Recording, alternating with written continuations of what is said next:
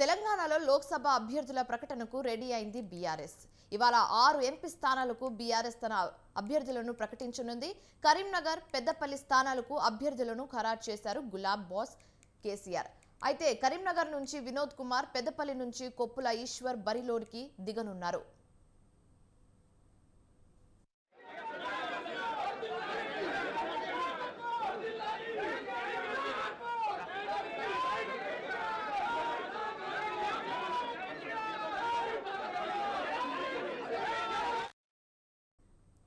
తెలంగాణ భవన్లో కరీంనగర్, పెద్దపల్లి పార్లమెంట్ నియోజకవర్గాల నేతలతో బీఆర్ఎస్ చీఫ్ కేసీఆర్ సమావేశం నిర్వహించారు. లోక్సభ ఎన్నికలకు సంబంధించి నేతలకు దిశానిర్దేశం చేశారు కేసీఆర్. అయితే ఉద్యమ కాలం నుంచి సెంటిమెంట్ గా భావిస్తున్న కరీంనగర్ లో భారీ బహిరంగ సభ నిర్వహిస్తున్నట్లు కేసీఆర్ తెలిపారు. ఖచ్చితంగా కరీంనగర్ పార్లమెంట్ స్థానంలో బీఆర్ఎస్ గెలుపొందుతుందని కేసీఆర్ జోస్యం చెప్పారు. లోక్సభ ఎన్నికల్లో బీఆర్ఎస్, బీజేపీ మధ్య ప్రధాన పోటీ ఉంటుందని కేసీఆర్ చెప్పారు. ఇక ఇదే అంశం మీద పూర్తి సమాచారం మా ప్రతినిధి సవిన్ ఫోన్ ఇన్ ద్వారా అందిస్తారు. సవిన్, చెప్పండి.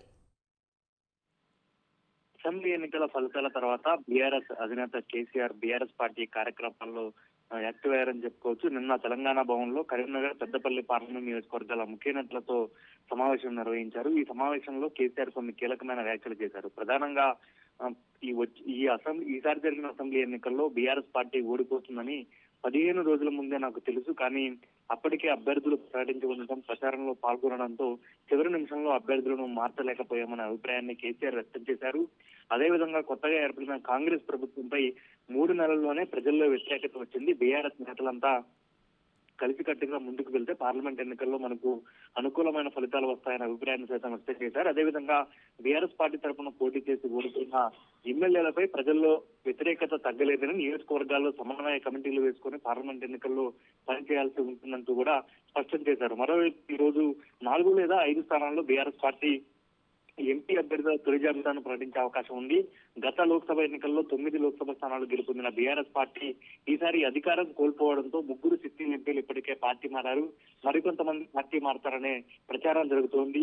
ఇంకా మరికొంతమంది అభ్యర్థులు పోటీ చేయడానికి సుముఖత చూపడం లేదనే అభిప్రాయం కూడా బీఆర్ఎస్ పార్టీ వర్గాల్లో వ్యక్తమవుతున్న నేపథ్యంలో పార్టీ విధేయులుగా మొదటి నుంచి పార్టీని నమ్ముకుని ఉన్న వారిని బీఆర్ఎస్ పార్టీ ఎంపీ అభ్యర్థులుగా ఎంపిక చేసే అవకాశం ఉంది. ఇప్పటికే కరీంనగర్ పార్లమెంట్ స్థానానికి బోయినపల్లి వినోద్ కుమార్, పెద్దపల్లి పార్లమెంట్ స్థానానికి కొప్పుల ఈశ్వర్లను ఎంపిక చేశారు. ఈ రోజు మరిద్దరు పేర్లతో పాటు మరో 2-3 అభ్యర్థులను బీఆర్ఎస్ పార్టీ ప్రకటించే అవకాశం ఉంది. మరోవైపు ఈ రోజు ఖమ్మం, మహబూబాద్ పార్లమెంట్ నియోజకవర్గ ముఖ్య నేతలతో బీఆర్ఎస్ అధినేత కేసీఆర్ సమావేశం కానున్నారు.